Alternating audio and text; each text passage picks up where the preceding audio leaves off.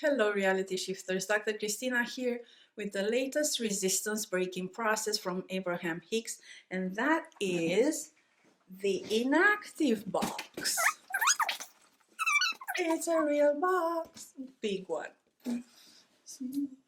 Today we're going to talk about this new process Abraham introduced at the beginning of 2022, the inactive box, and how exactly you can utilize this box to deactivate thoughts that are in the way of receiving what you desire. If not for these resistant thoughts, you'd naturally be happy and your desires would manifest easily. When you ask, it is given. It's only your resistance that is in the way of the natural progression of a desire toward the full manifestation, and this process will help you soften that resistance. So where does the inactive box process come from? The process is rooted in another process that Abraham talked about in Ask and It Is Given, the clearing clutter for clarity process. Clearing clutter for clarity, it's a process one can use to get rid of the clutter in their space very rapidly without the angst of having to throw away or get rid of things. Abraham advised boxes of the same size, and Esther Hicks uses banker boxes. You go through a room fairly fast, determining only if an object is of use currently. If not, put it in the box. Then take notes on what's in every box and store the box neatly, one on top of the other. I have some boxes right here. The banker boxes. Very rapidly. Less clutter, more clarity. In bringing this subject up in one of the previous broadcasts, the idea came that you can use a mental inactive box to store the thoughts, aspects of people, or situations that cause negative emotions. So let's get more specific about how this inactive box process works. In living life, you come upon a thought that produces negative emotion. You choose to render inactive a resistant thought. It really is about being aware and recognizing a resistant thought and making a decision to render that thought inactive. You write on a piece of paper the thought you want to render inactive and drop that card in the inactive box. By dropping it in the box, you make the decision to free yourself of that resistance. For me, it's like suddenly realizing it's my choice to keep that thought active or to inactivate it. Sometimes, when there's a lot of momentum on a subject, you can drop in the box many cards. Abraham recommends a soft approach to this without trying to get to the bottom of everything. So, here's my box, and Esther Hicks uses a very similar one. See, I have a slot up here. I made one. You can put it through here.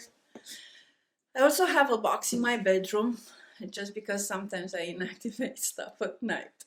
The inactive box can be used in conjunction with the creation box, like the twins of the stick. When you choose to be aware of where you are vibrationally, what emotion you are feeling, you can either increase momentum if you're feeling good by dropping a card in the creation box. There's a label there. What is in this box is. Or if you don't feel good, identify what you're thinking and deactivate that thought by dropping a card in the inactive box. Like an example, trying to fix things for others, inactive. Or caring what other people think, inactive. Or looking for love in all the wrong places, inactive. And sometimes the thought comes again and again, and you drop the card again and again, slowing the momentum of that negative thought.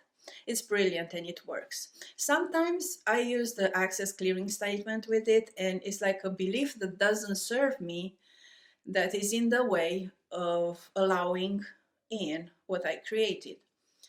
As this belief is softened, poof, released from that dogmatic structure, allowing the energy to move naturally toward the desire in alignment with what the inner being has already gathered. Now, we are becoming cooperative components with the desire, the vortex, the source. It feels good.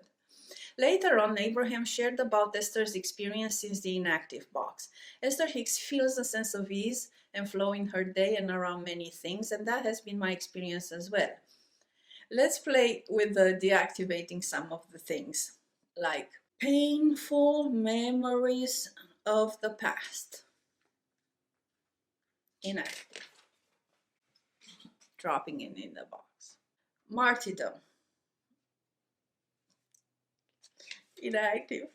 I do everything for everybody, nobody does anything for me. Justifying my rightness. Inactive. In the clearing clutter for clarity, there's a great value in the fact that you only put aside, out of the way stuff that just clutters your immediate surroundings, and you don't have to throw away things. What prevents many people from decluttering their space is the thought that they might need all of those things. With the deactivation box, it's not likely that you're gonna need those resistant thoughts ever again, but memories of the past do not necessarily need to be thrown away. Then you can just put them in the inactive box. To me, the inactive box is like this beautiful cauldron where I put in resistant stuff that I gather along my physical trail.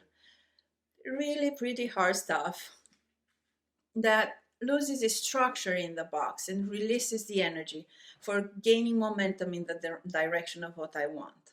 So let's see some more. What would you put in the box? I just traveled from Germany to the USA, and let me tell you, the inactive box has been a blessing. Esther uses business card types of cards. I'm using Post-its. I got a bunch with me, and I use one of my of the compartments of my suitcase to drop in the inactive box. I just love the increased clarity and ease I feel as a result of this process. I just love the clarity and the ease I feel as a result of this process. I mean, when I allow myself to realize that I'm afraid I test positive for COVID right before my flight, with all the bad consequences of that, and being in a foreign country, that thought, why? Separation from what my inner being holds. And when I'm honest about what I feel, I get the thought, I write it down on a card, and I drop it in the box. Then I just don't go there. That easy. And if the thought comes again, I do it again while I choose to deactivate that thought. You know how you can start to indulge in some train of thought? So if that happens, if I test positive, then that happens, and then that happens, and then the law of attraction makes it easy to escalate a thought and reach a manifestation. But when you can catch something really early on and you drop it in the box and choose not to go there and acknowledge the well-being that your inner being holds along with everything you desire, then it's easy. Then it's an easy personal choice about where you're going and what trend you're encouraging. I just love this stuff, and I love fine-tuning the vibration I'm putting off to which law of attraction responds. Now we can go a little deeper and talk about beliefs. Abraham says beliefs are active thoughts. A belief is a thought you keep thinking. Funny thing with the beliefs, sometimes it's hard to see because you really believe it. Some beliefs serve you, some don't. And we have here the perfect tool for inactivating, unearthing the beliefs that don't serve us. Have you noticed that beliefs that are actually resistant thoughts in opposition to the well-being and abundance that inner being holds are really picked up on the physical trail? Someone taught you to be frugal with money, let's say, or that poverty is a real thing. And then you see it attracted and demonstrated, so you come to believe it too. But it stays in your reality because of the active thought, which we can now deactivate. Let's splurge on inactivating some common limiting beliefs like hard work, inactive, right? Money doesn't just show up, inactive. Making stuff up about money not coming anymore, inactive. Just making stuff up, inactive. The stream of abundance is related to work, inactive. You have to be born in wealth to have an abundance mindset, inactive. Concern about prices, inactive. Concern about being fooled into paying too much, inactive. People out there after your money, inactive. Can you feel the amount of clutter that we just cleared? The stream of abundance is real. Now, notice what you feel when I say that, because if it makes you uncomfortable, it's only because you've been taught otherwise and you hold an opposite belief. The stream of abundance is real. You can see it everywhere in the natural world. Only humans are pinching themselves off from it, and that's okay. It's the basis of expansion. As Abraham said, the inner being is the ultimate deactivating box. Just take that in. The resistance is melted and everything is realized. I absolutely adore the awareness, the choice, the sense of deliberately choosing the direction of my thoughts since this process, and I'm curious to know what you all think about it. Are you gonna do it? Can you feel the choice in it? What's your experience? So if you're interested in discovering more about the law of attraction, then be sure to check out Abraham Daily Inspiration here. And don't forget to subscribe and turn on notifications so you don't miss future videos and more tools to assist you in tuning to happiness using knowledge about the law of attraction.